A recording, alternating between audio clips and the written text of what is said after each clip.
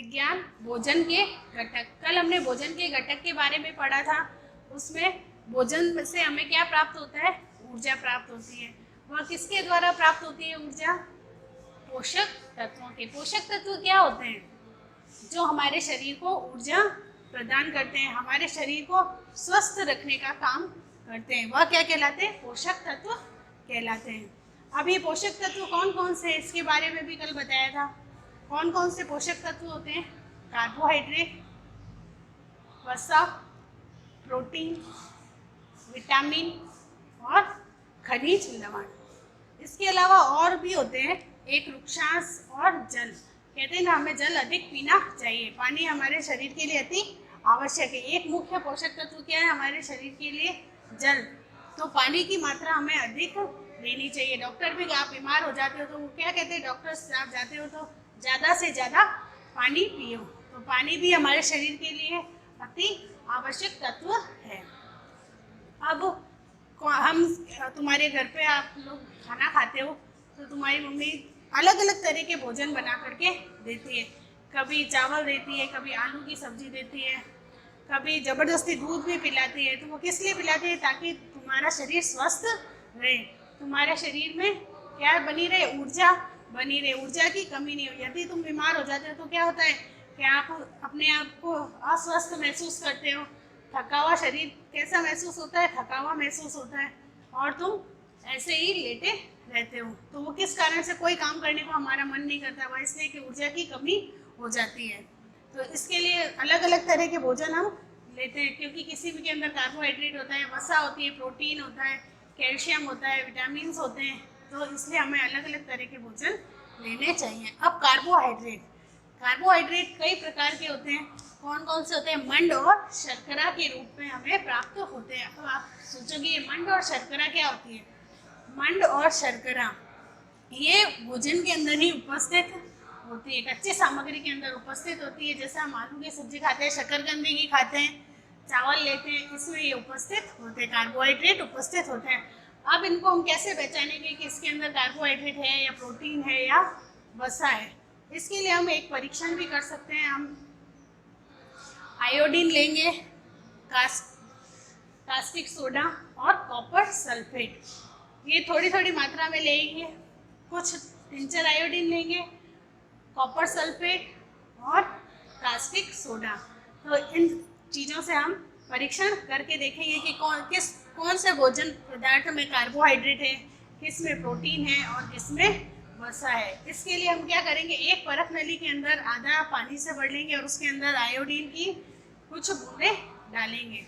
ऐसे ही कास्टिक सोडे में भी पानी में के अंदर कास्टिक सोडा ले लेंगे और एक परख नली के अंदर कॉपर सल्फेट का विलयन ले लेंगे। अब हम क्या करेंगे?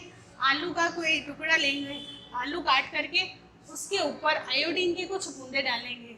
कुछ बूंदे डालने से उसका रंग कैसा हो जाता है? काले रंग का हो जाता है। वह उसका रंग काला हो जाता है। वह काला किस लिए होता है? मंड की वजह से। उसके अंदर अर्थात क्या उपस्थित होता है?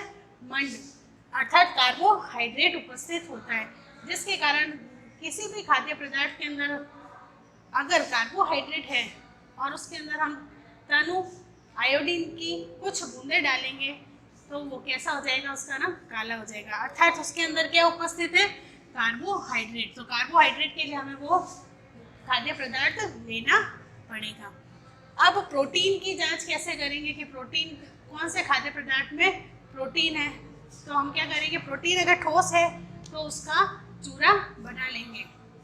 चूरा बना करके उसको परख नली के अंदर डालेंगे। उसके अंदर कुछ बूंदे कॉपर सल्फेट की और कुछ बूंदे कास्टिक सोडा की डालेंगे। तब हम देखते हैं कि उसका रंग कैसा हुआ? उसका रंग बैंगनी हो जाता है। अगर उसका रंग बैंगनी हो जाता है तो उस खाद्य पदार्थ में इसका मतलब क्या उपस्थित है? प्रोटीन की मात्रा उपस्थित है, जो कि हमको लेनी चाहिए। इसी प्रकार हम वसा का भी कर सकते हैं। वसा में क्या होता है? तेल होता है, चिकनाहट होती है, जो हमारे शरीर को ऊर्जा प्रदान करती है। तो वसा युक्त पदार्थ हम लेंगे, उसको हम कागज के अंदर रखेंगे तो और उसको वापस हटा देंगे तो देखेंगे कागज कैसा हो जाता है? चिकना हो जाता है। अर्थात वो उसमें क्या उपस्थित है? वसा उपस्थित है। तो ये सभी पोषक तत्व हमारे शरीर के लिए आवश्यक है।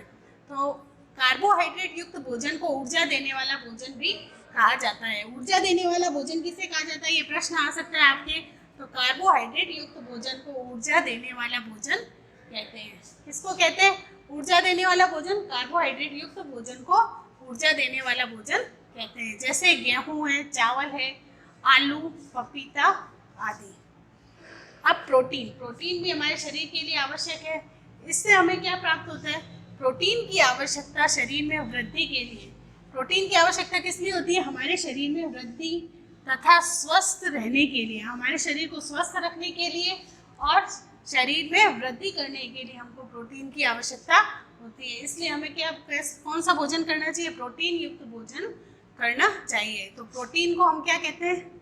ये प्रश्न आ सकता है। प्रोटीन युक्त भोजन को प्रायः शरीर वर्धक भोजन कहते हैं। शरीर वर्धक भोजन किसे कहते हैं? जिस भोजन के अंदर प्रोटीन होता है, जिस भोजन के अंदर प्रोटीन प्रचुर मात्रा में पाया जाता है, उसे हम क्या कहते हैं? शरीर वर्धक भोजन कहते हैं।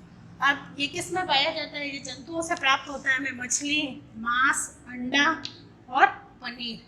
और पादपों से हमें सोयाबीन और राजमा प्राप्त होता है। तो आज हमने पढ़ा कार्बोहाइड्रेट और प्रोटीन की हमारे शरीर के लिए क्या आवश्यकता होती है। ये लिखना है आपको कॉपी में।